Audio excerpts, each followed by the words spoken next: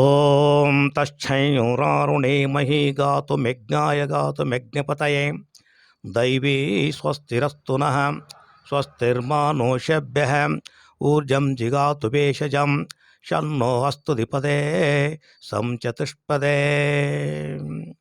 ಎಲ್ಲರಿಗೂ ಶುಭವಾಗಲಿ. ಪ್ರಶ್ನೆ ಕೇಳಿ. ಗುರುಗಳೇ, ಬೇವು ಬೆಲ್ಲವನ್ನ ಸವಿಯುವಂಥದ್ದು ಸಾರ್ವಜನಿಕರು ಯಾವ ದಿವಸ ಆಚರಣೆ ಮಾಡಬಹುದು ಅಂತ ಹೇಳಿ? ಬೇವು ಬೆಲ್ಲವನ್ನು ಮಂಗಳವಾರ ಅಂದರೆ 9ನೇ ತಾರೀಕು ಮಂಗಳವಾರ ಬೇವು ಬೆಲ್ಲ ಆಚರಣೆ ಮಾಡಬಹುದು. ಪಾಡ್ಯದ ಚಂದ್ರ ದರ್ಶನವನ್ನ ಯಾವ ದಿವಸ ಆಚರಣೆ ಮಾಡುತ್ತೇವೆ? ಚಂದ್ರ ದರ್ಶನ ಬುಧವಾರ ಅಂದರೆ 10ನೇ ತಾರೀಕು ಚಂದ್ರ ದರ್ಶನ ಆಗುತ್ತೆ. ಅವತ್ತು ದ್ವಿತೀಯ ಪೂರ್ತಿ ಇರ್ತೈತಿ, ಹೆಚ್ಚು ಕಮ್ಮಿ 5 ಗಂಟೆ ದ್ವಿತೀಯ ಇರ್ತೈತಿ. ಚಂದ್ರ ದರ್ಶನ ಆಗ್ತೈತೆ ಅವತ್ತು ಜಾಸ್ತಿ. ರೈತರಿಗೆ ಸೋಮವಾರ ಶ್ರೇಷ್ಠ ದಿನ ಅಂತ ಆಗಿತ್ತು. ಹೌದು. ಆದರೆ ರೈತರ ಮೊದಲನೇ ಬೇಸಾಯವನ್ನ ರೈತ ಬಾಂಧವರು ಯಾವತ್ತಿನ ದಿವಸ ಹಮ್ಮಿಕೊಳ್ಳಬಹುದು? ಇಂಪಾರ್ಟೆಂಟ್ ಇದು.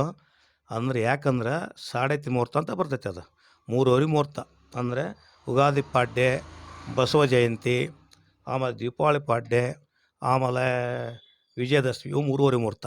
ಇಲ್ಲಿ ವಾರ ತಿಥಿ ಏನು ನೋಡೋಂಗಿಲ್ಲ. ಅವು ಯಾವ ದಿವಸ ಬರ್ತೋ ಆ ದಿವಸ, ಶನಿವಾರ ಬರಲಿ ಮಂಗಳವಾರ ಬರಲಿ, ಅದನ್ನೇ ಆಚರಣೆ ಮಾಡಬೇಕು. ಅದು ಯಾವತ್ತೂ ಶುದ್ಧೀಕೃತವಾದ ಒಂದು ಶುಭ ದಿನ. ಕೆಲವೊಬ್ಬ ರೈತರು ಮೊದಲನೇ ಬೇಸಾಯ ಆಚರಣೆ ಸಂದರ್ಭದಲ್ಲಿ ಇಷ್ಟು ಗಂಟೆಗೆ ಇಷ್ಟು ಸಮಯಕ್ಕೆ ಮಾಡಬೇಕು ಅನ್ನೋದು ಕೂಡ ನಮ್ಮ ಜ್ಯೋತಿಷ್ಯ ಪ್ರಕಾರ, ಭಾರತೀಯ ಸಂಸ್ಕೃತಿ ಜ್ಯೋತಿಷ್ಯ ಪ್ರಕಾರ ನೋಡುವಂಥದ್ದು ಕೂಡ ಮಾಡ್ತಾರೆ. ಅಂದಿನ ದಿವಸ 24 ಗಂಟೆನೂ ಕೂಡ ಮಾಡುವಂಥದ್ದು ಆಗ್ಬೋದು, ಅಥವಾ ಬೆಳಗಿನ ಜಾವ ಯಾವ ಸಮಯಕ್ಕೆ ಆಗ್ಬೋದು ಅಂತೇಳಿ. ಅದು ಗ್ರಾಮಸ್ಥರು ಒಂದು ಸರಿ ಪ್ರಾರಂಭ ಮಾಡಿರ್ಬೋದು. ಬೆಳಗಿನ ಜಾವ ಹೆಚ್ಚು ಕಮ್ಮಿ 8:15ರಿಂದ ಪ್ರಾರಂಭ. ಅದಕ್ಕಿಂತ ಮುಂಚೆ ಅಂದ್ರೆ 4:15ರಿಂದ 6 ಗಂಟೆ ತನಕ ಮುಹೂರ್ತ ಇದೆ. ಸ್ವಲ್ಪ ಮಧ್ಯೆ ಸ್ವಲ್ಪ ಗಳಿಗೆ ಚೆನ್ನಾಗಿರಲ್ಲ.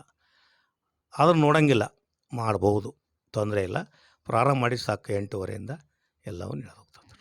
ಈ ಯುಗಾದಿ ಹಬ್ಬದ ಸಂದೇಶವನ್ನು ತಾವೇನಾದ್ರೆ ಸಾರ್ವಜನಿಕರಿಗೆ ಅಥವಾ ಭಕ್ತರಿಗೆ ಏನಾದ್ರು ಕೊಡ್ಬೋದಾ ಅಂತೇಳಿ? ಕೊಡೋದೇನೈತ್ರಿ, ಮಳೆ ಬೆಳೆ ಸುಖ ಶಾಂತಿ, ಮುದುಕರು ಸಣ್ಣ ಹುಡುಗರು ಪ್ರತಿಯೊಬ್ಬರಿಗೆ ಒಳ್ಳೆಯದಾಗಲಿ. ಆಮೇಲೆ ಮಳೆ ಅನ್ನೋ ವಿಚಾರದಲ್ಲಿ ಈ ಸಲ ಮಳೆಗಳು ಎಲ್ಲ ಚೆನ್ನಾಗಿದ್ದಾವೆ. ಎಲ್ಲ ಆಣೆವಾರ ಅಂತಂದ್ರೆ 8 ಆಣೆ 10 ಆಣೆ ಮಳೆಗಳಿದಾವೆ. ಚೆನ್ನಾಗಿದೆ ಮಳೆಗಳು, ತೊಂದರೆ ಇಲ್ಲ. ಜೊತೆಗೆ ಆಮೇಲೆ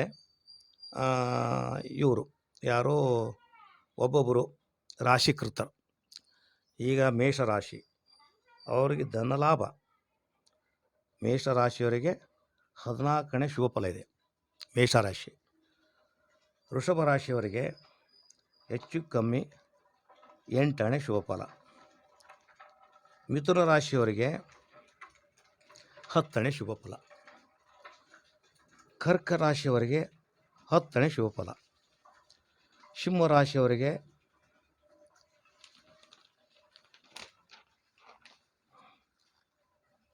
ಅವರು ಕೂಡ 14ನೇ ಶುಭಫಲ.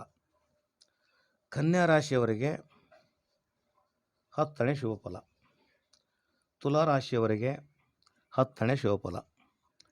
ವೃಶ್ಚಿಕ ರಾಶಿಯವರಿಗೆ 10ನೇ ಶುಭಫಲ. ಧನುಸ್ಸು ರಾಶಿಯವರಿಗೆ 12ನೇ ಶುಭಫಲ. ಮಕರ ರಾಶಿಯವರಿಗೆ 10ನೇ ಶುಭಫಲ. ಮಕರ ರಾಶಿಯವರಿಗೆ 10ನೇ ಶುಭಫಲ. ಮೀನ ರಾಶಿಯವರಿಗೆ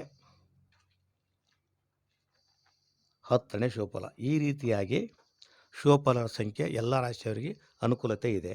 ಮಳೆ ಬೆಳೆ ಚೆನ್ನಾಗಿದೆ. ಯಾರು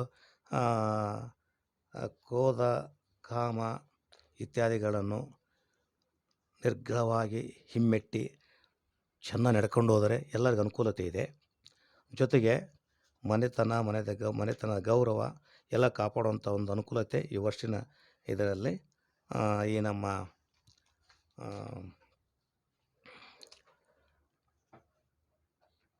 ಕ್ರೋಧಿನಾಮ ಸಂವತ್ಸರದ ಬಹು ದೊಡ್ಡ ಅನುಕೂಲತೆ ಕ್ರೋಧಿನಾಮ ಸಂವತ್ಸರ ಇದು. ಸಾರ್ವಜನಿಕರಿಗೆ ಒಳ್ಳೆಯದಾಗತ್ತೆ ಈ ವರ್ಷ ಅಂತ ಹೇಳಿ. ಪ್ರತಿಯೊಬ್ಬ ಸಾರ್ವಜನಿಕರಿಗೂ, ದೇಶದ ಮುಂದಾಳ ತೋರಿಸೋರಿಗೂ ಎಲ್ಲರಿಗೆ ಅನುಕೂಲತೆ ಇದೆ, ಒಳ್ಳೆಯದಾಗ್ತೈತೆ ರೀ.